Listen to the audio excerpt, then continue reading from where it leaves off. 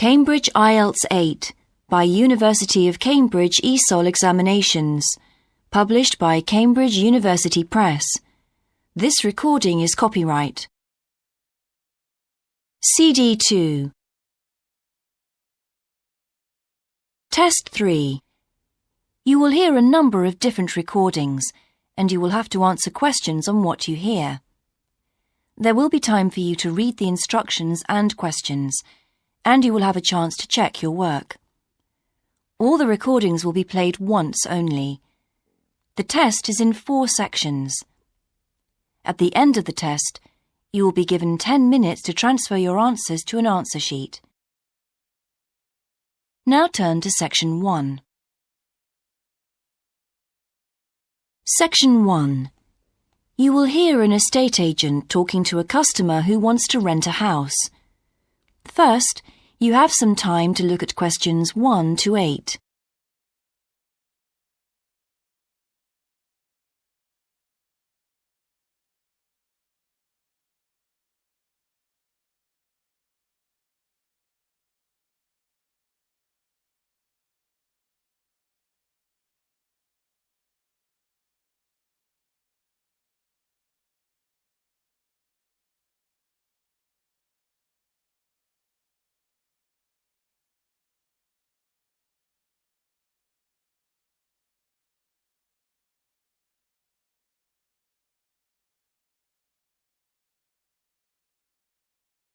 You will see that there is an example that has been done for you. On this occasion only, the conversation relating to this will be played first. Good morning. How can I help you? Hello. I'm interested in renting a house somewhere in the town. Right. Could I have your name, please? Yes, it's Stephen Godfrey. And tell me how many bedrooms you're looking for. Well, we'd need 4 because I'm going to share the house with 3 friends. The number of bedrooms needed is 4, so 4 has been written in the space. Now we shall begin. You should answer the questions as you listen, because you will not hear the recording a second time. Listen carefully and answer questions 1 to 8. Good morning. How can I help you? Hello. I'm interested in renting a house somewhere in the town. Right. Could I have your name, please? Yes, it's Stephen Godfrey. And tell me how many bedrooms you're looking for. Well, we'd need 4 because I'm going to share the house with 3 friends. OK. There are several of that size on our books. They mostly belong to families who are working abroad at the moment. What about the location? It'd be nice to be central. Oh, that might be difficult, as most houses of that size are in the suburbs. Still, there are a few. What's your upper limit for the rent? We'd like something around £500 a month, but we could go up to £600 if we have to. But we can't go beyond that. Do you know how long you want to rent the house for? The minimum let is 6 months, as you probably realise. We're at college here for 2 years, and we don't want to have to move during that time if we can avoid it. Right. And how soon do you want to move in? All our lets start on the 1st of the month. Well, as soon as possible, really, so that means September 1st. OK. Let me have a look at what we've got. We have photographs of all the houses on our book, so you can get an idea of what they're like. There's this one in Oakington Avenue at £550 a month, combined living room and dining room with a separate kitchen. It doesn't have a garage, though you can park in the road. We'd prefer to have one if possible. Right. Then have a look at this house in Mead Street. It's got a very large living room and kitchen, bathroom, cloakroom. How much is it? That one's £580. It's very well furnished and equipped. It also has plenty of space for parking, and it's available for a minimum of a year. Oh, and there's a big garden. I don't think we could cope with that, to be honest. We'll be too busy to look after it. OK. Then there's this older house in Hamilton Road. Living room, kitchen, diner, and it has a study. £550 a month. That looks rather nice. But whereabouts in Hamilton Road? Towards the western end. Oh, that'll be very noisy. I know the area. Yes, it's pretty lively, but some people like it, though. Well, what about this house in Devon Close? That looks lovely. There's a big demand for houses in that area, so prices tend to be quite high. But this one hasn't been decorated for a few years, which has kept the rent down a bit. It's got a living room, dining room and small kitchen, and it's $595 a month. I think it would suit you from what you've said. It sounds fine. Before you hear the rest of the conversation, you have some time to look at questions 9 and 10.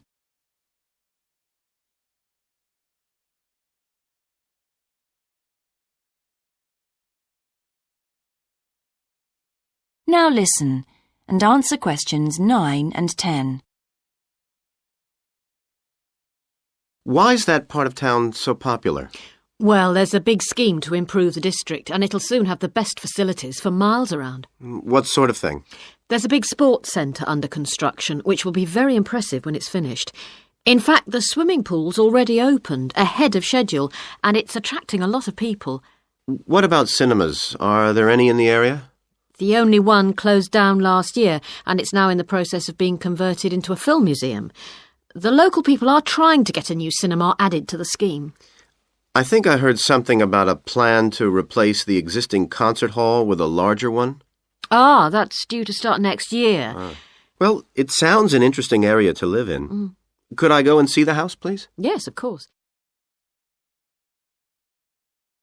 That is the end of section 1.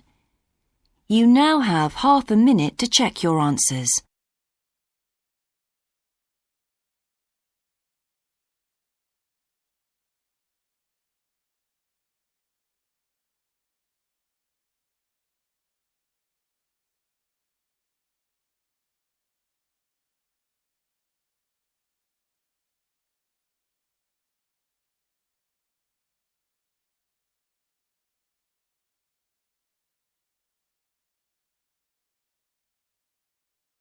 Now turn to section 2.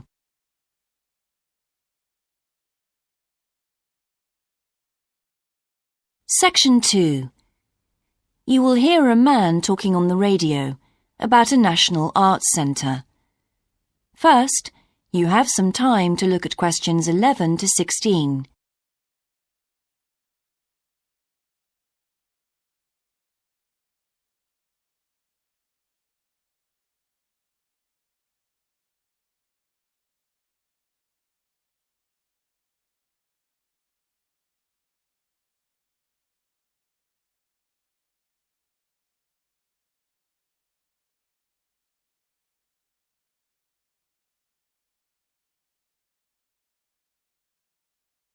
Now listen carefully and answer questions 11 to 16. Hello, and welcome to Focus on the Arts. I'm your host, Dave Green, and this is your very own local radio programme. Every Friday evening, we put the spotlight on different arts and culture facilities and look at the shows and events that are on offer in the coming week. And today, the focus is on the National Arts Centre. Now, if you don't already know it yourself, I'm sure you've all heard of it. It's famous throughout the world as one of the major venues for classical music. But did you know that it's actually much more than just a place to hear concerts? The centre itself is a huge complex that caters for a great range of arts. Under a single roof it houses concert rooms, theatres, cinemas, art galleries and a wonderful public library, as well as service facilities including 3 restaurants and a bookshop.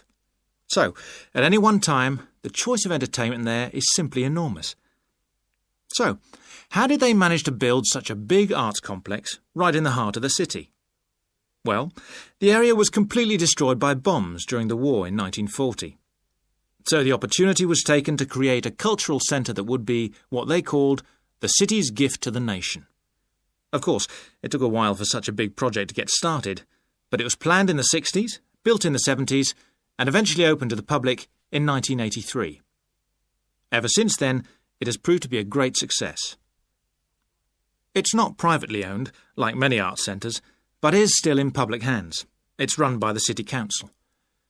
Both our National Symphony Orchestra and National Theatre Company were involved in the planning of the project, and they're now based there, giving regular performances every week. And as the centre is open 363 days of the year, there are plenty of performances to choose from. Before you hear the rest of the broadcast, you have some time to look at questions 17 to 20.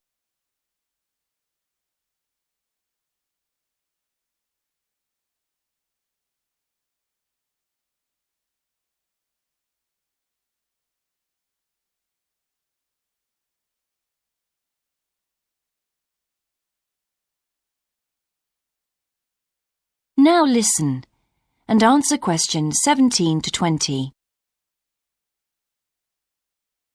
So, to give you some idea of what's on, and to help you choose from the many possibilities, we've made a selection of the star attractions. If you're interested in classical music, then we recommend you go along to the National on either Monday or Tuesday evening at 7:30 for a spectacular production of The Magic Flute, probably the most popular of all Mozart's operas.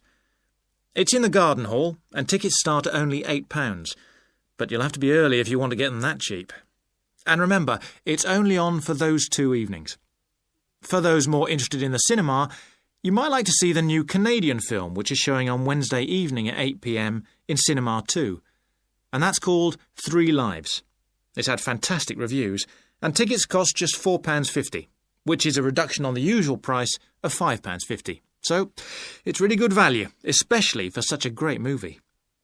But you can see the centre's main attraction at the weekend, because on Saturday and Sunday, 11 a.m. to 10 p.m, they're showing a wonderful new exhibition that hasn't been seen anywhere else in Europe yet. It's a collection of Chinese art called Faces of China. That's in Gallery 1, and it has some really fascinating paintings and sculptures by leading artists from all over China. And the good news is that it's completely free, so don't miss it. So why not go along to the National Arts Centre next week for one or all of these great events?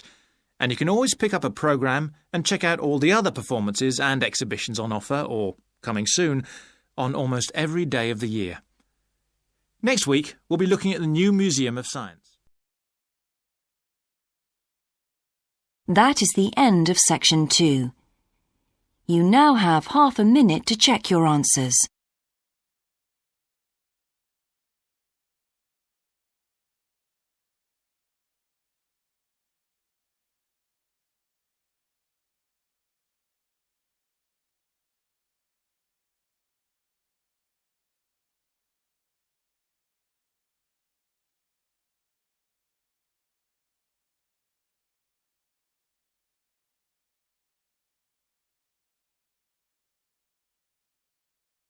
Now turn to section 3.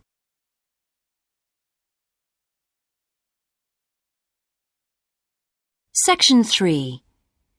You will hear a university tutor and a new student called Paul discussing Paul's work experience and Latin American Studies course.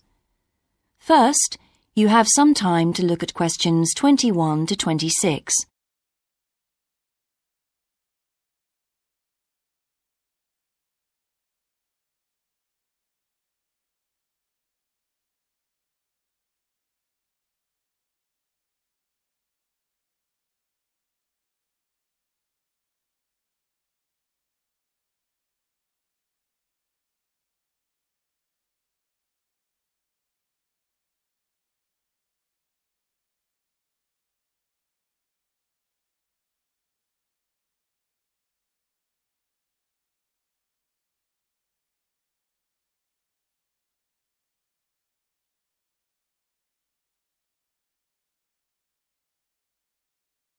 Now listen carefully and answer questions 21 to 26.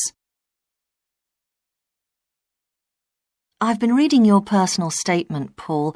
First, let's talk about your work experience in South America. What took you there? Was it to gain more fluency in Spanish? Well, as I'm combining Spanish with Latin American studies, my main idea was to find out more about the way people lived there. My spoken Spanish was already pretty good, in fact. So you weren't too worried about language barriers? No. In fact, I ended up teaching English there. although that wasn't my original choice of work. I see. How did you find out about all this? I found an agency that runs all kinds of voluntary projects in South America. What kind of work? Well, there were several possibilities. You mean construction, engineering work? Yes, getting involved in building projects was an option. Then there was tourism, taking tourists for walks around the volcanoes, which I actually chose to do, and then there was work with local farmers. But you didn't continue with that project. Why not? Because I never really knew whether I'd be needed or not. I'd thought it might be difficult physically, but I was certainly fit enough. Now, I wanted to do something that had more of a proper structure to it, I suppose. I get demotivated otherwise. What do you think you learned from your experience? It must have been a great opportunity to examine community life. Yes, but it was difficult at first to be accepted by the locals. It was a very remote village, and some of them were reluctant to speak to me, although they were always interested in my clothes and how much I had to pay for them. Well, that's understandable. Yes, but things soon improved. What struck me was that when people became more comfortable with me and less suspicious, we really connected with each other in a meaningful way. You made good friends? Yes, with two of the families in particular. Good. What about management? Did you have a project manager? Yes, and he gave me lots of advice and guidance. And was he good at managing too? That wasn't his strong point.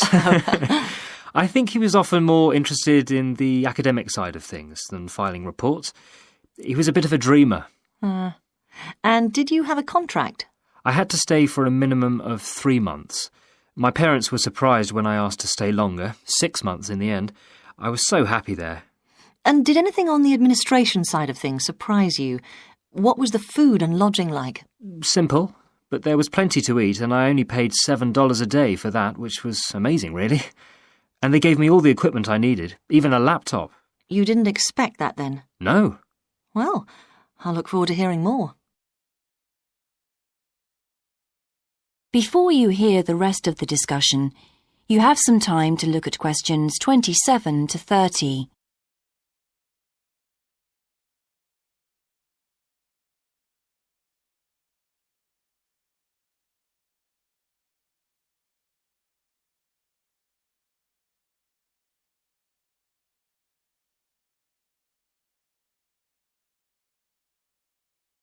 Now listen and answer questions 27 to 30. But now let's look at these modules. You'll need to start thinking about which ones you'll definitely want to study. The first one here is Gender Studies in Latin America. It looks at how gender analysis is reconfiguring civil society in Latin America.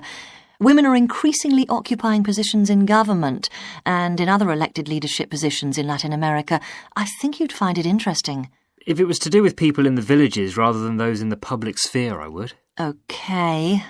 What about second language acquisition? Do you think I'd find that useful?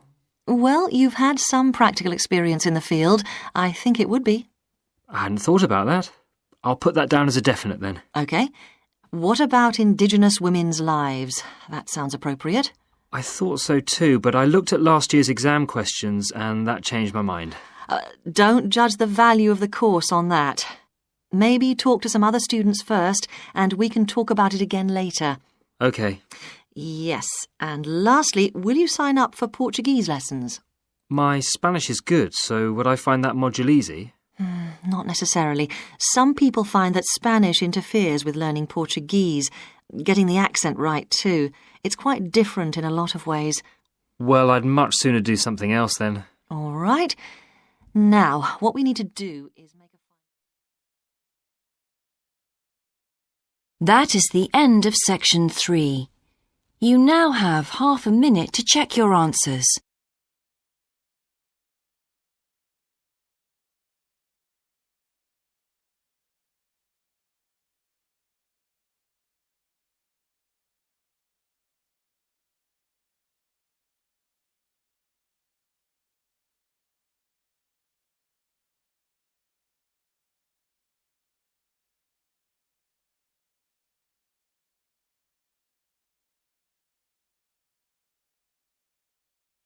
Now turn to section 4.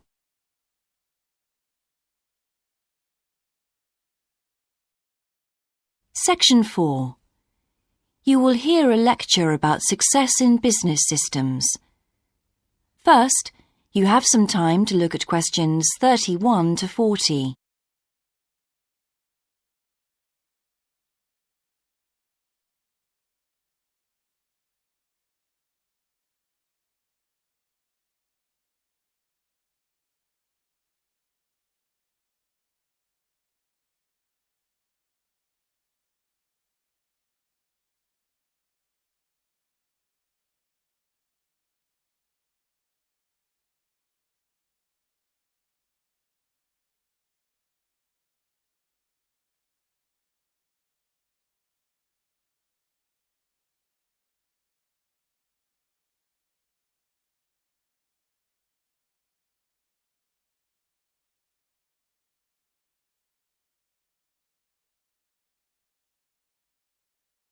Now listen carefully and answer questions 31 to 40.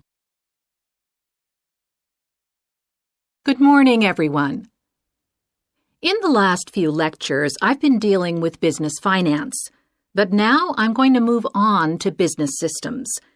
And in today's lecture, I'm going to talk about what can go wrong when businesses try to copy their own best practices. Once a business has successfully introduced a new process, managing a branch bank, say, or selling a new product, the parent organization naturally wants to repeat that success and capture it, if possible, on a bigger scale. The goal, then, is to utilize existing knowledge and not to generate new knowledge. It's a less glamorous activity than pure innovation, but it actually happens more often, as a matter of fact. However, surprisingly, getting things right the second time is not necessarily any simpler than it was the first time. Now, there's been a lot of research into how companies can repeat their previous successes, and it certainly hasn't been confined to the United States. It seems that most large industries are trying to repeat their own successes and manage the knowledge they've acquired. But even so, it has been shown that the overwhelming majority of attempts fail. A host of studies confirm this, covering a wide range of business settings: branch banks, retail stores, real estate agencies, factories, call centers, to name but a few. So why do so few managers get things right the second or third time? Let's consider one reason for failure: placing too much trust in the people who are running the successful operation, the experts, shall we say. Managers who want to apply existing knowledge typically start off by going to an expert, such as the person who designed and is running a successful department store, and picking their brains. Now, this approach can be used if you want to gain a rough understanding of a particular system, or understand smaller, isolated problems. The trouble is, even the expert doesn't fully grasp the whole thing, because when it comes to complex systems, the individual components of the process are interwoven with one another. The expert never has complete access to the necessary information. And the situation's complicated even further by the fact that experts are usually not aware of their own ignorance. The ignorance can take various forms. For instance, a lot of details of the system are invisible to managers. Some may be difficult to describe, learned on the job, and well known by workers, perhaps, but impossible to describe in a way that's helpful. And there are some things that people know or do that they're not even aware of.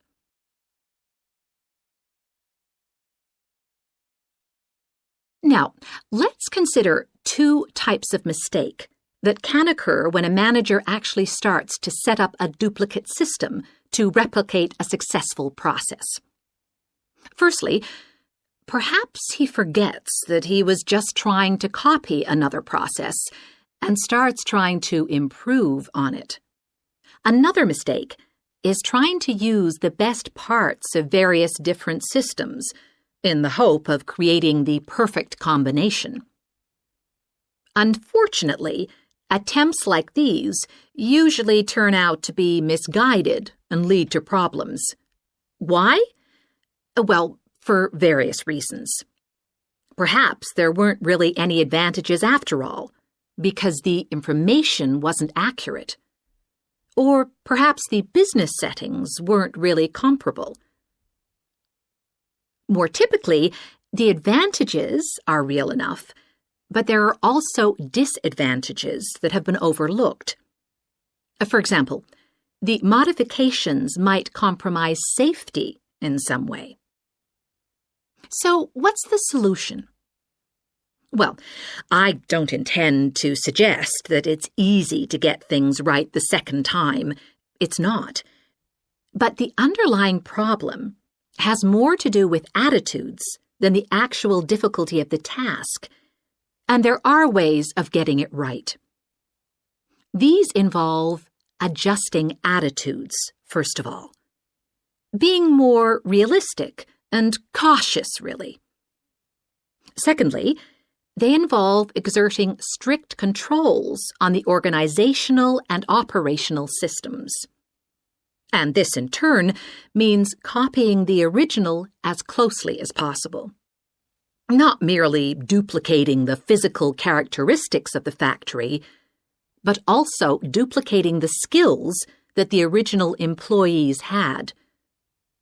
Reliance on a template like this offers the huge advantage of built-in consistency. That is the end of section 4. You now have half a minute to check your answers.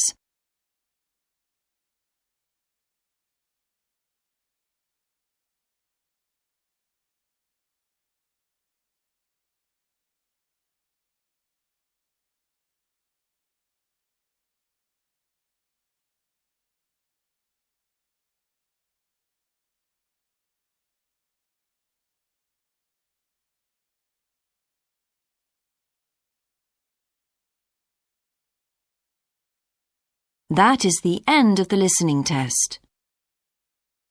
In the IELTS test, you would now have 10 minutes to transfer your answers to the answer sheet.